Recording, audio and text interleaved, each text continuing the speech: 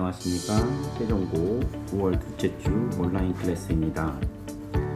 오늘은 OT 시간에 이어서 전략적 읽기에 관해 개괄적인 사항과 우리가 어떤 것을 염두에 두고 글을 읽고 물음에 답해야 될지에 관해서 설명을 해보겠습니다. 자, 전략적 읽기라는 것은 strategic reading이라고 하는데, 이 전략 읽기를 하는데 전략을 사용하여 읽기를 해야 된다는 것입니다.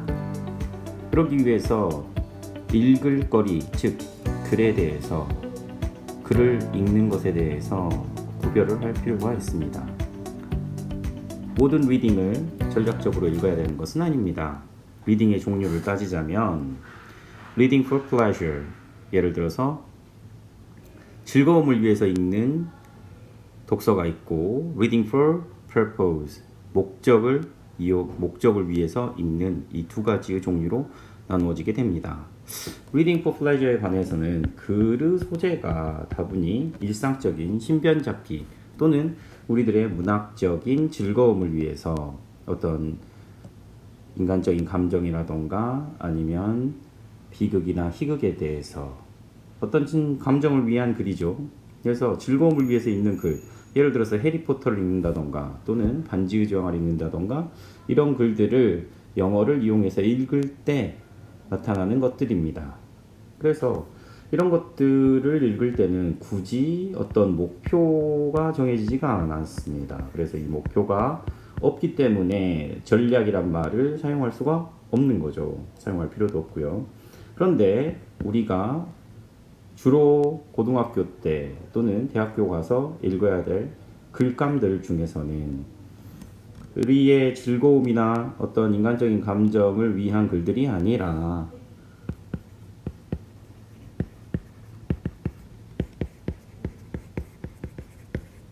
어떤 학문적 목적에 의해서 글을 읽게 됩니다. 특히나 고등학교 같은 경우에는 다양한 글들, 그리고 수준 높은 글들을 뭐를 위해서 읽냐? 다음 글을 읽고 물음에 답하시오, 이런 하나의 명제를 위해서 읽게 되는데, 그러므로 우리는 목적이 생기는 거죠. 어떤 목적이냐? 글을 파악하고 그에 따른 문제를 푸는 것, 이게 목적이 됩니다.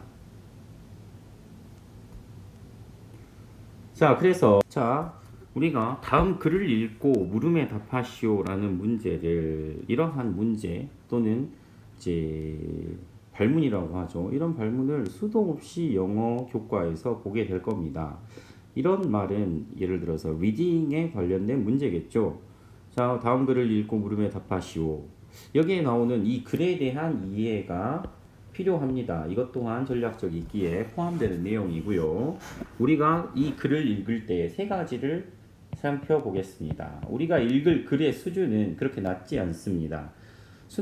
수능을 기준으로 또는 고등학교 2학년 모의고사를 기준으로 최소 미국 고등학생, 예를 들어서 고등학생 1학년 또는 3학년 수준의 글을 읽게 됩니다. 수능 기준으로 해서 수능에 나오는 지문들은 K12, K12, 예를 들어서 미국 고등학교의 3학년 수준의 글들이 이쪽으로 플러스 마이너스 얘기가 나오고 있습니다. 그래서 대학교 수준의 문제가 나올 수도 있고, 그 다음에 고등학교 1학년 수준의 생활문, 이런 문제들이 나올 수도 있습니다. 그렇다면 글 길이는 얼마나 되느냐? 150단어에서 220단어, 단문 독해, 우리가 보통 얘기하는 그런 단문 독해들은 150단어에서 220단어로 이루어져 있고요. 근데 이 글 길이에서 우리가 핵심적으로 꼭 파악을 해야 되는 사항이 있습니다. 왜냐하면 이러한 글의 단락은 길다면 길고 짧다면 짧겠지만, 어떤 글쓴이 입장에서 메인 아이디어, 내가 표현하고자 하는, 내가 전달하고자 하는 생각을 얘기를 할 때는 비교적 짧은 글이다. 메인 아이디어를 표현하기에 짧은 글이다 라를 꼭 명심하시고, 그렇다면 이 짧은 글에는 토픽 센텐스, 내가 전달하고자 하는 중심 내용은 몇 개가 있을 수 있느냐? 단 하나로 이루어질 수밖에 없는 글들을 우리가 읽게 될 겁니다. 그러면 이 중심 문장을 찾는 것이, 그렇다면 이러한 짧은 글대에서 내가 문제를 내고자 할 때 출제자가, 그렇다면 토픽 센텐스를 기준으로 문제를 낼 수밖에 없으며, 이 토픽 센텐스를 파악하는 것이야말로 어떤 글을, 다음 글을 읽고 물음에 답하시오라는 문제를 해결하는데 가장 큰 도움을 주게 될 것입니다. 글의 핵심 문제거리는 이 글의 길이에 따라서 한 개, 왜냐? 토픽 센텐스가 단락마다 한 개, 그리고 나머지는 뒷받침 문장으로 이루어져 있을 것입니다. 그러므로 우리가 꼭 생각을 해야 되는 건, 글의 수준이 어렵다, 쉽지 않다, 하지만 글쓴이의 입장에서 자신의 생각을 많은 사람들이 알아줬으면 하는 마음에서 쓴 것이므로 최대한 쉽게 전달하려고 노력을 한 글이다. 또한 이 글의 길이는 150단어에서 220단어, 그리고 메인 아이디어를 표현하기에, 토픽 센텐스, 자기가 표현하고자 하는 생각을 표현하기에는 짧은 글이다. 그러므로 토픽 센텐스는 한 문장이 될 수밖에 없으며, 이 글의 핵심 문제거리는 바로 토픽 센텐스를 중심으로 문제를 내게 된다라는 것을 꼭 기억을 해주시기 바랍니다. 글 또는 단락이라고 불리우는 우리가 읽어야 될 글감의 구조가 있습니다. 특히나 영어 같은 경우는 이런 구조를 정말 중요시하고 라이팅의 단계에서부터도 강조를 하기 때문에 우리가 앞으로 보게 될 모든 글의 저자들은 이러한 구조를 학습하고 또한 이런 구조에 의해서 글을 쓰게 됩니다.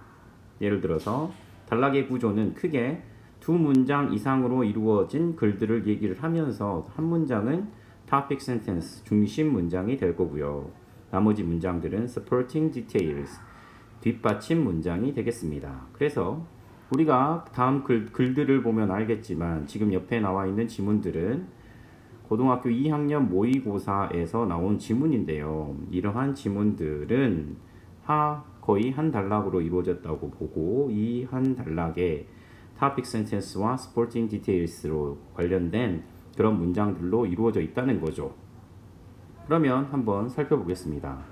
Would you expect the physical expression of pride to be biologically based or culturally specific?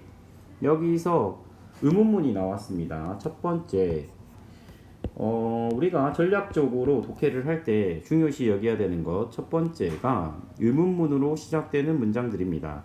글쓴이의 입장에서 또는 자기가 글을 쓴다고 생각을 했을 때 이렇게 의문문으로 화두를 던지는 경우, 이 의문문에 대한 답이 이 단락을 결정하는 토픽 센텐스가 될 수 있다고 합니다.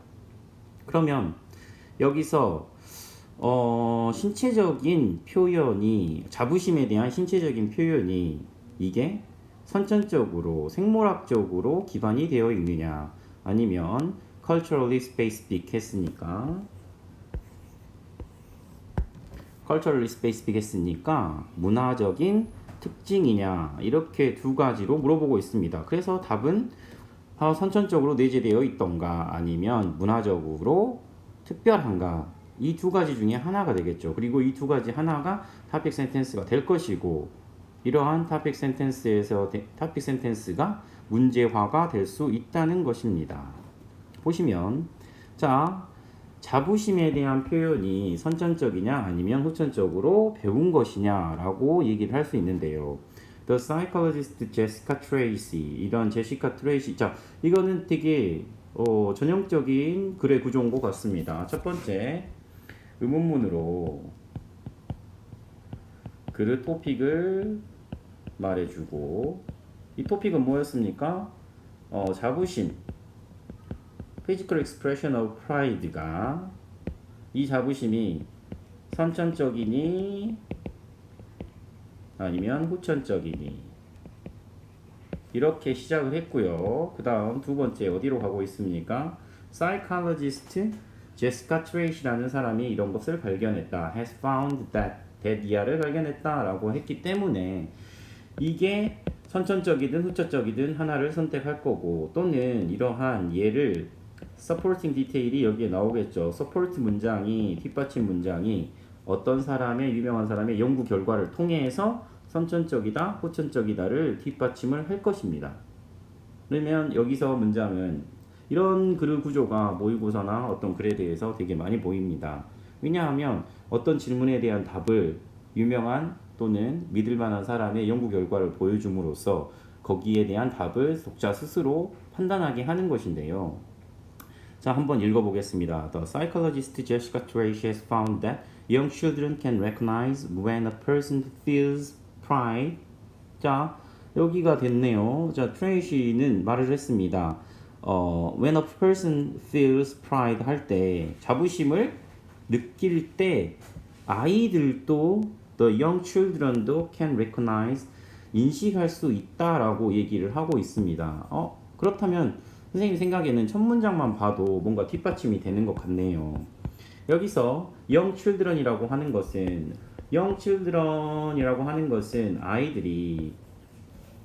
아이들이니까 이 친구들은 자부심을 느끼고 자부심을 표현해내는 것을 배운 적이 없잖아요.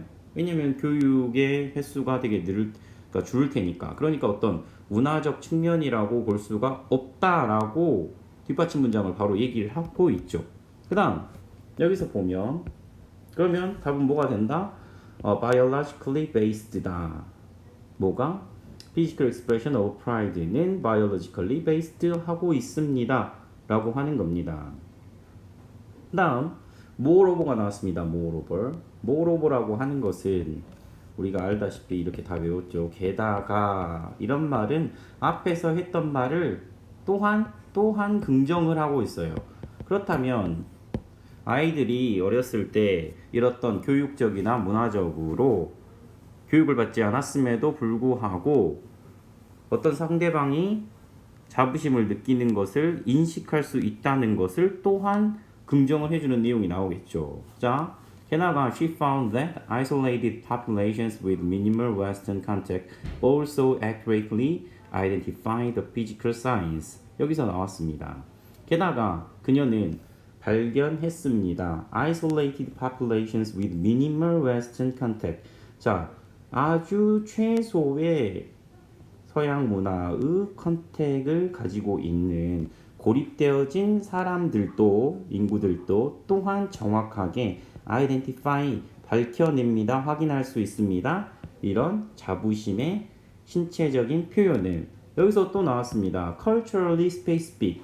예를 들어서 문화적으로 이러한 것들을 배웠다고 한다면 웨스턴 컨택트가 최소화된 사람들은 어떤 자부심의 표현을 몰라야 되는데 근데 이런 사람들도 또한 identify the physical signs를 하고 있다는 것 이런 것들은 다 이런 사람들이 자부심을 느끼는 신체적인 표현들을 선천적으로 느끼고 있다, 알아챌 수 있다를 계속 대변하고 있습니다. 자, 그 다음 These signs include a smiling face, raised arms, an expanded chest, and a push-out torso.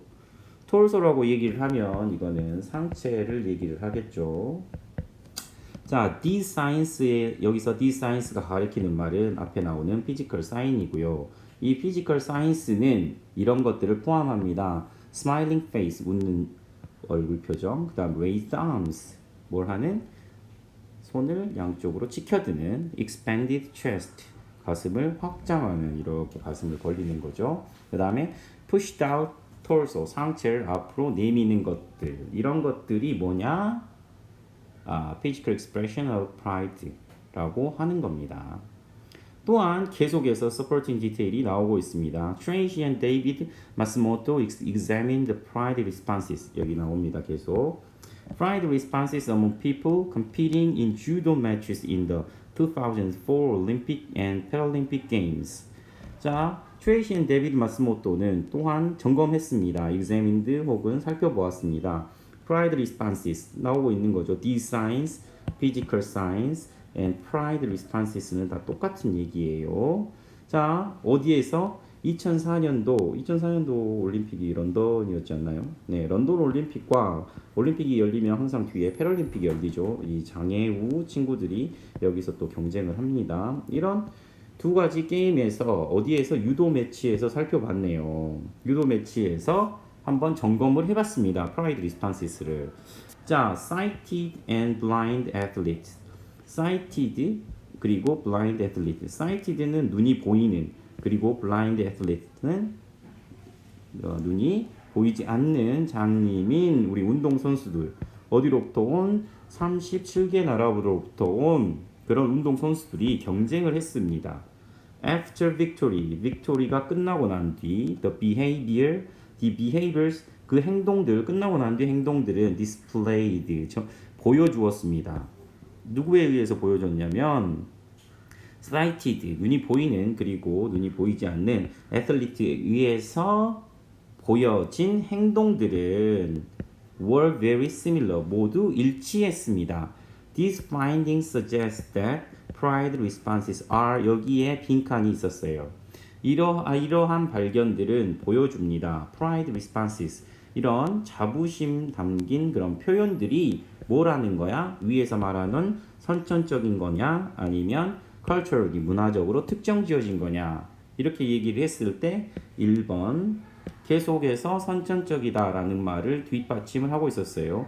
children, 아이들에 의해서도, 또한 isolated populations에 의해서도, 그리고 또한 올림픽과 패럴림픽 게임에서 보여주는 정상적인 친구들과 장애인 친구들이 가지고 있는 행위에 있어서도 항상 이런 것들이 있는 것을 보았을 때 이것들은 모두 다 innate 되어 있다 라고 할 수 있는 겁니다.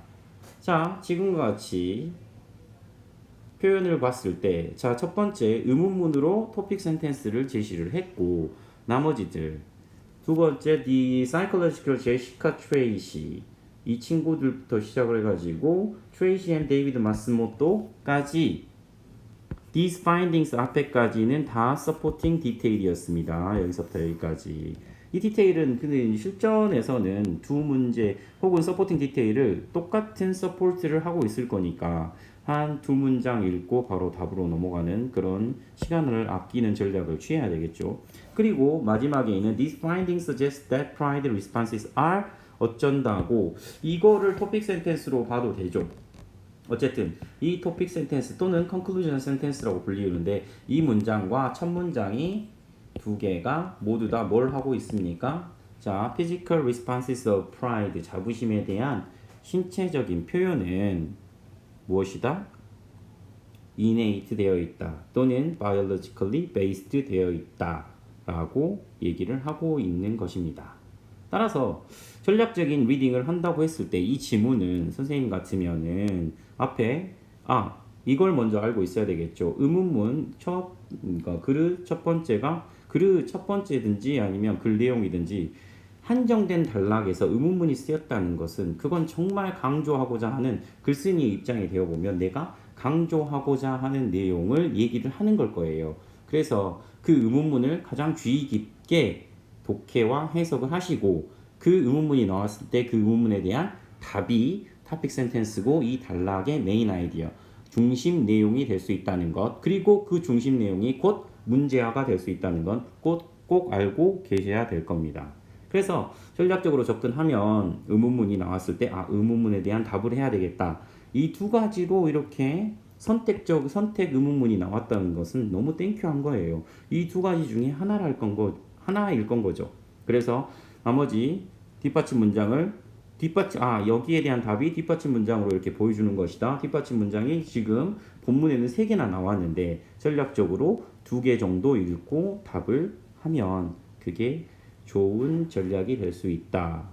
알아둬야 될 것은, 자, 단락의 구조는 topic sentence와 supporting detail로 되어 있고, 옆에 이제 conclusion이 나올 수도 있습니다만, 이 conclusion은 topic sentence와 일치하는 거기 때문에 그럴 수 있다. 그 다음, 여기서 이 지문을 통해서 우리가 전략적으로 하나 알아둬야 될 것, 의문문의 답은 꼭 topic sentence가 되고, 그 의문문에 대한 답이 문제화가 될 것이다 라는 걸 꼭 깨닫고 있어야 되겠습니다.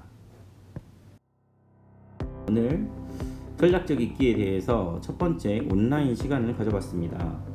전략적 읽기에 대한 어떤 기본적인 개념과 이 전략적 읽기를 해야 되는 이유에 대해서 설명을 했고요. 그리고 나오는 두 지문을 짧게 훑어봤습니다. 어떤 글의 독해의 관점에서 하나하나 독해를 해준다는 것보다는 전략적인 관점에서 어떤 생각으로 글을 대해야 되는가, 어떤 그런 관점에 의해서 오늘은 수업을 많이 진행을 했던 것 같습니다. 자, 다시 한번 살펴보자면 전략적 읽기라는 것은 리딩에 있어서, 읽기에 있어서 어떤 우리가 목적을 가지고 읽을 때 필요한 요소고요. 그런 관점에서 글의 구조를 첫 번째 알아야 됩니다. 이 글의 구조라고 하는 것은 단락이라고, 우리가 이제 보게 되는 글들은 어떤 단락으로 정해져 있는데, 이 단락이 반드시 토픽 센텐스와 그리고 서포팅 디테일스, 이런 두 가지 중심 문장과 뒷받침 문장으로 연결된다는 것, 연결되어서 어떤 하나의 단락을 만든다는 것, 이것을 꼭 염두에 두시고, 그 다음에 이 글쓰기, 독해, 어떤 아무리 어려운 독해라도 글쓰기가 자신의 생각을 사람들에게 전해주기 위하여 가장 쉽게 풀어 쓴 것이므로 긍정적인 마인드를 가지고 글을 독해를 해야 되는 것이고요. 그 다음에 주어진 글의 한계, 여기서 말하는 글의 한계는 길이에 대한 이야기입니다. 150단어에서 200단어, 250단어 정도, 이러한 짧은 단락, 한 단락 또는 두 단락으로 이루어진 그 주어진 글이 가지고 있는 한계, 이 말은 토픽 센텐스가 또는 글쓴이가 전해주기, 이 짧은 단락을 통해서 전해주고자 하는 중심 내용은 한계일 수밖에 없다. 그러므로 출제자의 관점에서는 반드시 이 하나, 중심 내용, 메인 아이디어 또는 토픽 센텐스를 가지고 시험 문제를 낼 수밖에 없고 질문을 만들 수밖에 없다. 이런 생각을 꼭 가지셔야 되고요. 또한 앞으로 오프라인에서 여러 전략들, 구체적인 전략들, 예를 들어서 토픽 센텐스를 빠르게 파악할 수 있는 스캐닝이나 또는 주어진 정보를 꼼꼼하게 빠르게 체크할 수 있는 스캐닝, 그리고 guessing 또는 여러 가지 연결사들, 디스코스 마커를 표현하여 활용하여서 우리가 토픽 센텐스를 정확하게 찾을 수 있는 방법을 앞으로 공부해 나갈 것입니다. 지금까지 수업을 들어주셔서 매우 감사합니다. 고맙습니다.